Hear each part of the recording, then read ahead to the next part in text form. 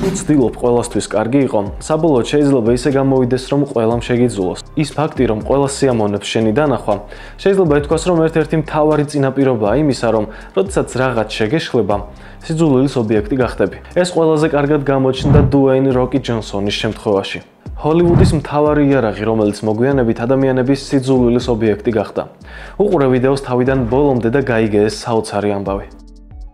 ხანგრძლივი დროის განმავლობაში დუეინს ჰოლივუდი ხელში ჰყავდა აყვანილი, თავისი გიგანტური და წარმატებული კარიერით კინოგაქირავებაში, სადაც მისმა ფილმებმა თითქმის 14 მილიარდი დოლარი გამოიმუშავა. ერთ დროს დუეინი ყველა სფეროში დაუმარცხებელი იყო, როგორც ცელებრიტი. თუმცა, ბოლო დროს ნიღაბი გამჭვირვალე გახდა და ხალხმა მისი არაგულწრფელი პიროვნება სულ უფრო და უფრო ნათლად დაინახა. ეს აისახება კიდეც იმ $10 მილიონი დაკარგვაში. დუეინი მთლიანობაში ასობით 1000 მიმდევარს კარგავს და პატივისცემაც აღარ აქვს მსოფლიოში ისეთი როგორც ადრე. დუეინის მოღვაწეობა რესლინგში და მემკვიდრეობა.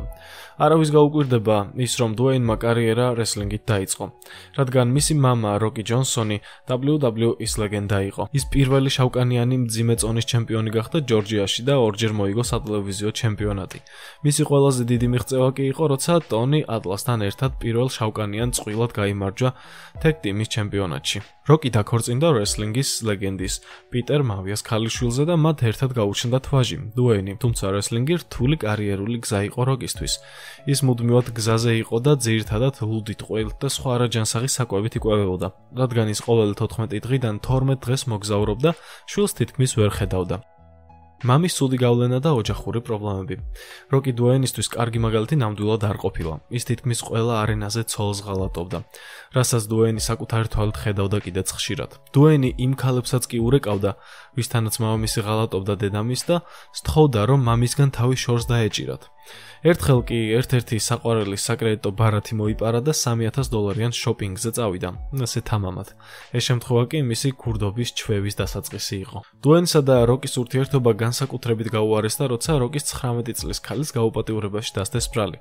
როკი ამტკიცებდა, რომ ეს მისი კარიერის შელახვის მიზნით მეტოქე რესლერების მიერ მოწყობილი ხრიკი იყო, რაც თუ მართალია, ეფექტურიც გამოდგა. ამ ბრალდებამ ის რესლინგში შავ სიაში მოახვედრა. ბრალდებებმა მას ცხოვრება ისე დაუმძიმა, რომ დღეში 9 ლიტრამდე არ აღსვამდა. ეს დუეინსა და მამას შორის ურთიერთობას კიდევ უფრო ამძიმებდა. სირთულეები და დანაშაულებრივი ახალგაზრდობა. მამის ცუდი გავლენისა და მუდმივი გადაადგილების გამო დუეინს რჩევის მიმცევი არავინ ჰყავდა.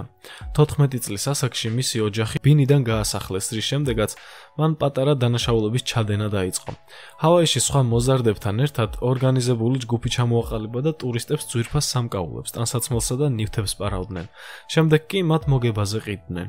მისი დანაშაულებრივი გზა გაგრძელდა და დუეინს ხშირად იჭერდნენ. ის ჩაბმული იყო ჩხუბებში, ქურდობაში, ჩეკების გაყალბებასა და სხვა საქმეებში. 17 წლამდე ის 9 ჯერ იყო დაპატიმრებული. მისი განათლების დონეც ძალიან დაბალი იყო, ფაქტობრივად არც კარიერული მიზანი არ გააჩნდა. ცხოვრების ცვლილება ბეთლემში. ბოლოს, როდესაც მისი ოჯახი ბეთლემში, პენსილვანიაში გადავიდა, დუეინის ცხოვრება რადიკალურად შეიცვალა. ერთხელ, როცა მას სურდა საპირფარეშოში შესვლა, ბიჭების ჩვეულებრივი ტუალეტის ნაცვლად მასწავლებლების ოთახში შევიდა. მასწავლებელმა ჯოდი სვიკმა კაცრად უთხრა, რომ იქ არ შეიძლებოდა შესვლა. დუეინმა უპასუხა, რომ იქ შევიდო და სადაც თავად სურდა. იმ საღამოს სახლში დაბრუნებულ დუეინს სინდისი აწუხებდა. მეორე დღეს მან მასწავლებელს ბოდიში მოუხადა და ხელი გაუწოდა.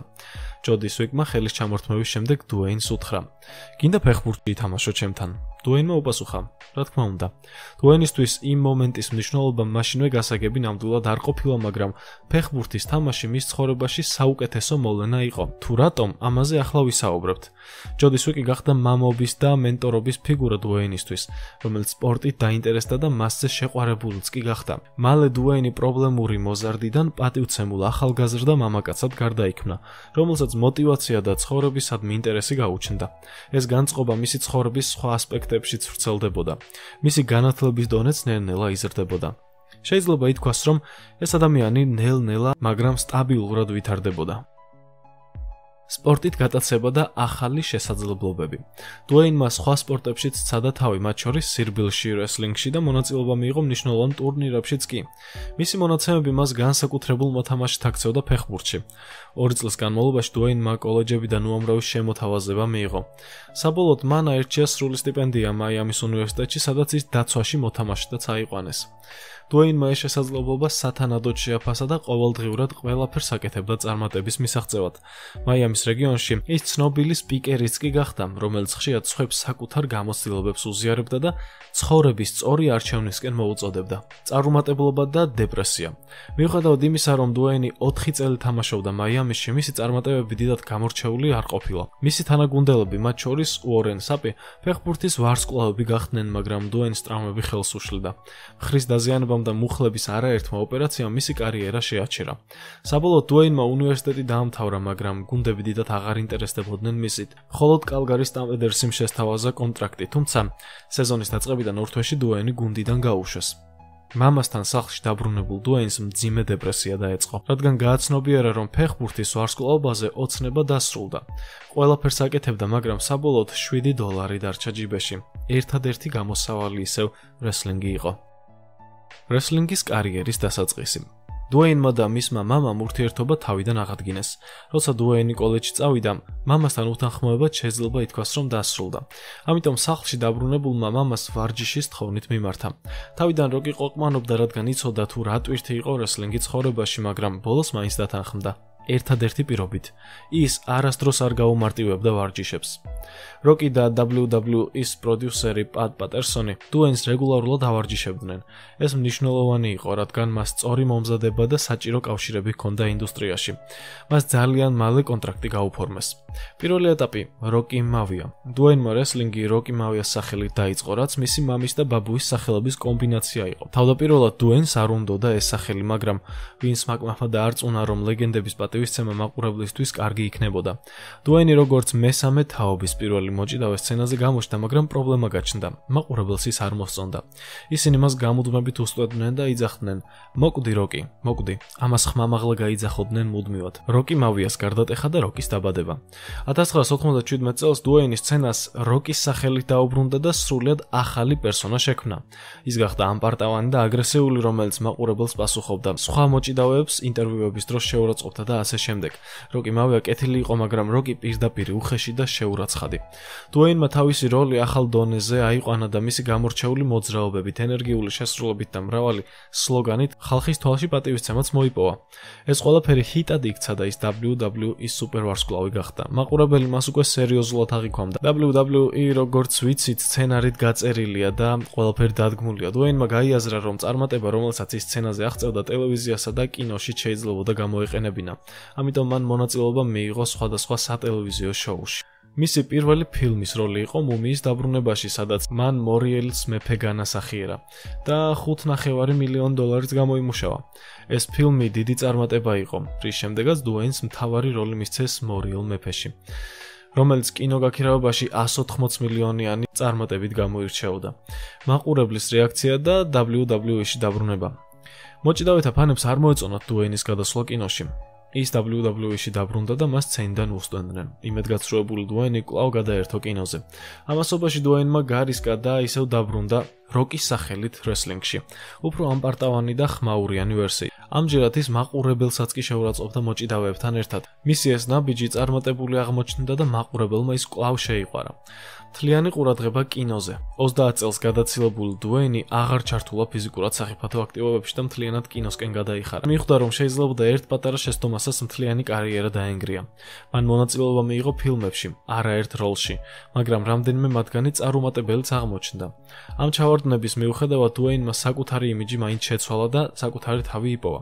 როკის ამპარტავანი და აგრესიული პერსონის ნაცვლად მან შეიმუშავა დუეინ ჯონსონის თბილი და მოსაწონი სახე. მისი პირველი ოჯახური ფილმი იყო თამაშის გეგმა, რომელიც 140 მილიონიანი მოგებით გავიდა, რომელსაც მხოლოდ 22 მილიონი ჰქონდა ბიუჯეტი.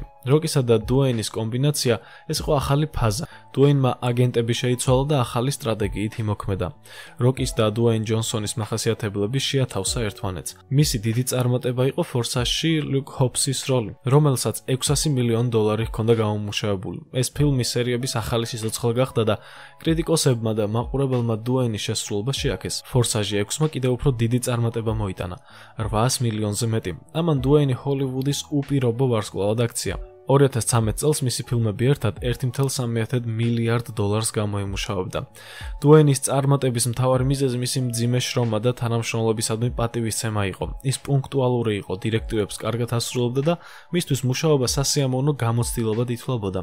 ეს თავისებურებები მას ჰოლივუდში დიდი კავშირების დამყარებაში დაეხმარა. კონფლიქტი ვინ დიზელთან და პირველი ჩავარდნები. 2016 წელს დუეინის კარიერა პირველად შეირყა. მისი და ვინ დიზელის ურთიერთობა ფორსაჟის მერვე ფილმის გადაღებაზე გაუარესდა. დუეინმა ინსტაგრამზე დაწერა პოსტი, სადაც კაცი პარტნიორების ნაწილი პროფესიონალურად მოიხსენია, ნაწილი კი არა. პოსტი მალევე წაშალა, მაგრამ ხმაური უკვე ატეხილი იყო და აღარაფერს ჰქონდა აზრი. შიდა წყაროები უთანხმოების მიზეზად განსხვავებულ ისტორიებს გვაწვდიან.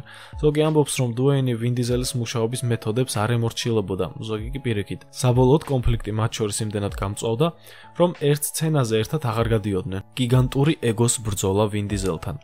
ფორსაჟის მეხუთე ფილმის შემდეგ დუეინ ჯონსონი ჰოლივუდის ერთ-ერთ ყველაზე პოპულარულ და მაღალანაზღაურებად მსახიობად იქცა.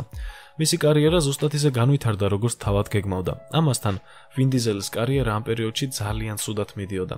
მისი ფილმები კინოგაქირავებაში ჩავარდა და საშინელი შეფასებებიც მიიღო. ფაქტობრივად, ფორსაჟის სერია მისთვის ერთადერთი წარმატება იყო. ინტერვიუებში, როცა ვინ დიზელი დუეინზე საუბრობდა, ის პასიურ-აგრესიული ტონით გამოირჩეოდა. მიუხედავად იმისა, რომ მხოლოდ პოზიტიურ რამეს ამბობდა, ის დუეინს პატარა ძმას უწოდებდა, რაც მსუბუქად მიანიშნებდა, რომ ის მაინც პირველ ადგილზე რჩებოდა. დუეინი ამ დამოკიდებულებით იმდენად დაიღალა, რომ საბოლოოდ ფორსაჟის სერიას ჩამოშორდა. რაც მის კარიერას შეიძლება ითქვას საუკეთესო გადაწყვეტილებაც აღმოჩნდა, თუმცა დუეინს კონტრაქტის მიხედვით კიდევ ერთი ფილმის გადაღება ევალებოდა, ჰოპსი და შოუ, რომელიც სრულიად განცალკევებით იყო ფორსაჟის მთავარი სერიიდან. მიუხედავად ამისა, ფილმმა კინოგაქირავებაში ფენომენალური შედეგი აჩვენა. დუეინი იმდენად შორს წავიდა, რომ მან ყველაფერი გააკეთა, რათა ვინ დიზელთან ერთად არც ერთ სცენაში არ მიიღო მონაწილეობა. კარიერის ზრდა და ჰოლივუდის წარმატება. ამის შემდეგ წლების განმავლობაში დუეინის ფილმები ერთ-ერთი ყველაზე წარმატებული იყო, მათ შორის ჯუმანჯი. დუეინ ჯონსონის მონაწილეობით არც ერთი ფილმი $100 მილიონ ნაკლებ მოგებას არ აგროვებდა კინოგაქირავებაში. საბოლოოდ ის გახდა მსოფლიო მასშტაბით მე-16 ყველაზე მაღალშემოსავლიანი მსახიობი, რომელმაც 13 მილიარდზე მეტი გამოიმუშავა. ამასთან დუეინმა სოციალურ ქსელებში დიდ წარმატებას მიაღწია. ის მსოფლიოს მასშტაბით მეხუთე ყველაზე პოპულარული პიროვნება გახდა. მისი პერსონა და ბრენდი მის პოპულარობას კიდევ უფრო ზრდიდა. დუეინი გახდა ამერიკული კულტურის სიმბოლოც. ეგოს ზრდა და კონტრაქტის პირობები. 2019 წელს გამოიკვეთა, რომ დუეინ ჯონსონის კონტრაქტებში იყო სპეციალური პუნქტი. მისი პერსონაჟი არ უნდა დამარცხებულიყო არასდროს. ფილმში მისი გმირი ვერანაირ ბრძოლაში ვერ წააგებდა. ეს პუნქტი სავარაუდოდ ფორსაჟის ინციდენტიდან დაიწყო, ვინაიდან ვინ დიზელსაც ჰქონია თურმე მსგავსი პირობა. თუმცა ეს დუეინის სურვილზე მიუთითებდა ნებისმიერ ფასად შეენარჩუნებინა გმირის სტატუსი. მისი ფილმები ერთნაირი გახდა, მოქმედებები, აფეთქებები და იგივე სტილი. დუეინი წარმატებული იყო, მაგრამ არა პატივცემული. ის ფულს აგროვებდა, მაგრამ ოსკარზე ოცნებაც უკვე ზედმეტი იყო. დუეინის იმიჯის ნგრევა. 2020 წელს ხალხმა დაიწყო დუეინის ყალბი პერსონის შემჩნევა. ამავე წელს მან დაიწყო საკუთარი ბიზნესის წარმოება და შექმნა ტეკილას ბრენდი. ბრენდი 600,000 ლიტრს ყიდდა და $3.5 მილიარდად შეფასდა ის. თუმცა დუეინი ამ ბრენდს ზედმეტად აშკარად უწევდა რეკლამას, ის მას ყველგან უწევდა პროპაგანდა, საკუთარ ინსტაგრამზე პოსტებით, სიმღერებით და სხვა პლატფორმებზეც კი. მისი ინსტაგრამის ყოველი მესამე პოსტი იყო რეკლამა. დუეინი ფულს აგროვებდა იმ გზებით, რისი შესაძლებლობაც ჰქონდა, თუმცა მისი იმიჯი ნელ-ნელა ნგრევას იწყებდა. მისი წარმატება შეუქცევადი ჩანდა, მაგრამ საზოგადოებაში მის მიმართ სერიოზული პატივისცემა აღარ იგრძნობოდა. ამის მიზეზი იყო მისი ზედმეტად კომერციალიზებული პერსონა და ერთი სტილის ფილმებისგან შექმნილი იმიჯი. დუეინ ჯონსონი ხშირად აქტიურად აჩვენებდა საკუთარ თავს ინსტაგრამზე და სხვადასხვა ბრენდის პოპულარიზაციას აკეთებდა. თუმცა იყო შემთხვევები, როცა მის პოსტებში აშკარად ყუილი ჩანდა. ჯუნგლების კრუიზის მარცხი. 2020 წელს დუეინ ჯონსონის ფილმმა ჯუნგლების კრუიზი, რომელიც დისნეის თემატური ატრაქციონის მიხედვით გადაიღეს, ძალიან ცუდი შედეგები აჩვენა. 200 მილიონიანი ბიუჯეტის ფონზე ფილმმა მხოლოდ $220 მილიონი გამოიმუშავა. თუმცა საერთო ხარჯების გათვალისწინებით ფილმს $9 მილიარდი მაინც სჭირდებოდა, რათა მოგებაზე გასულიყო. 2022 წელს დუეინ ჯონსონმა მონაწილეობა მიიღო DC Comics-ის ფილმში შავი ადამი, თუმცა ფილმმა კინოგაქირავებაში კატასტროფული შედეგი აჩვენა. ფილმის სიუჟეტი დუეინის ხასიათს არ შეესაბამებოდა და მორალურად კომპლექსური ანტიგმირი შავი ადამი ერთფეროვანი გახდა. ფილმის საერთო ხარჯები $450 მილიონ აღწევდა, თუმცა ფილმმა მხოლოდ $400 მილიონზე ნაკლები გამოიმუშავა, რაც 50-დან $100 მილიონამდე დანაკარგს ნიშნავდა. დუეინი ამ მარცხის მიღებას ვერ ახერხებდა და სოციალურ ქსელებში ცრუ ინფორმაცია გაავრცელა, თითქოს ფილმმა მოგება $72 მილიონამდე მოიტანა. ფინანსური მონაცემების გაყალბება გამომჟღავნდა, რომ დუეინის გუნდი ჰოლივუდში ყალბი ინფორმაციას ავრცელებდა, რათა ფილმის წარმატება მოეჩვენებინა. რეალური მონაცემების შესწავლა მაჩვენა, რომ ფილმი ფულს კარგავდა და ეს იყო მთავარი მიზეზი, რის გამოც პერსონაჟი შავი ადამი მომავალში აღარ განახლდებოდა. დუეინი განაგრძობდა თავისი პოპულარობის შენარჩუნებას, თუმცა მისი ქმედებები მაყურებლებს შორის ნდობას კარგავდა. დუეინ ჯონსონი შთამბეჭდავად კარგ ფიზიკურ ფორმაშია. არა მხოლოდ 50 წლის ასაკისთვის, არამედ ზოგადად, თუმცა მისი ასაკისა და კუნთოვანი მასის შენარჩუნება საკმაოდ რთული და არაბუნებრივი ჩანდა, რამაც ბევრი ფიტნეს ექსპერტი ეჭვებში ჩააგდო. დუეინი სტეროიდების გამოყენებას მუდმივად უარყოფდა და ამბობდა, რომ მხოლოდ ერთხელ 18 წლის ასაკში მეგობრებთან ერთად ცადა, თუმცა ამტკიცებდა, რომ ამის შემდეგ სუფთა იყო. მაგრამ ფიტნესის გავლენიანი პირები ფიქრობენ, რომ დუეინის ფიზიკური ფორმა და მისი ყოველდღიური კალორიული მოხმარება, რომელიც როგორც თავად ამბობს 8000-მდე აღწევს, არალოგიკურია. მათ მიაჩნიათ, რომ მისი ჭარბი მასისა და ენერგიის მოთხოვნილება რეალურად 4000 კალორიას არ აღემატება. დუეინის განცხადებები, მაგალითად 16 ლიტრი წყლის დღიური მოხმარება უფრო ამყარებს ეჭვებს, რადგან ეს ფიზიკურად შეუძლებელია და შესაძლოა ფატალური შედეგითაც კი დასრულდეს. დუეინის ქცევა საზოგადოებრივ მხარდაჭერის მოსაპოვებლად. დუეინი მუდმივად ცდილობს მაქსიმალურად დადებითი იმიჯი შეინარჩუნოს. მაგალითად 2023 წელს მან და ოპრამ მაუმის ხალხის ფონდი შექმნეს, რათა ჰავაიში ტყის ხანძრების შედეგად დაზარალებულებს დახმარებოდნენ. მიუხედავად იმისა, რომ ორივემ $5 მილიონი შეწირა, ისინი მაყურებლებს მაინც მოუწოდებდნენ, რომ შემოეწირათ თანხა. ამის გამო კრიტიკის ობიექტები გახდნენ, რადგან ერთის ქონება $800 მილიონს შეადგენდა, მეორესი კი $2.5 მილიარდს. დუეინის წინააღმდეგობრივი ქმედებები ჯო როგანთან დაკავშირებით. ჯო როგანთან დაკავშირებით დუეინის ქმედებები კიდევ ერთი მაგალითია მისი შფოთვისა, რომ საზოგადოებაში მისი იმიჯი დაზარალდეს. როცა ჯო როგანმა COVID-19-თან დაკავშირებული განცხადება გააკეთა, დუეინმა კომენტარით მას მხარი დაუჭირა, თუმცა როცა Twitter-ზე ის ამ მხარდაჭერის გამო გააკრიტიკეს, დუეინმა უკან წაიღო სიტყვები და აღნიშნა, რომ არ იცოდა ჯო როგანის წარსულში გაკეთებული რასისტული განცხადებების შესახებ. ამის მიუხედავად, 1 წლის შემდეგ დუეინმა მონაწილეობა მიიღო ჯო როგანის შოუში. შოუზე დუეინი ძალიან ნეიტრალურ პოზიციას ინარჩუნებდა და თითქმის არაფერზე გამოხატავდა მკაფიო აზრს. მაგალითად, ის როგორც ჩანს, თავს აერდებდა პოლიტიკურ საკითხებზე საუბარს, მიუხედავად იმისა, რომ ადრე ჯო როგანის შოუზე ამ თემებზე საუბარი აქტიურად ხდებოდა. მთლიანობაში კი ჩვენი ვიდეო დასასრულს მივახლოვდა. გმადლობთ, რომ თავიდან ბოლომდე უყურეთ. თუ კი მოგეწონათ ეს ვიდეო, აუცილებლად გაუზიარეთ მეგობრებს სოციალურ ქსელებში. გამოიწერეთ არხი, გააქტიურეთ ზარისღილაკი და დაელოდეთ შემდეგს. დროებით.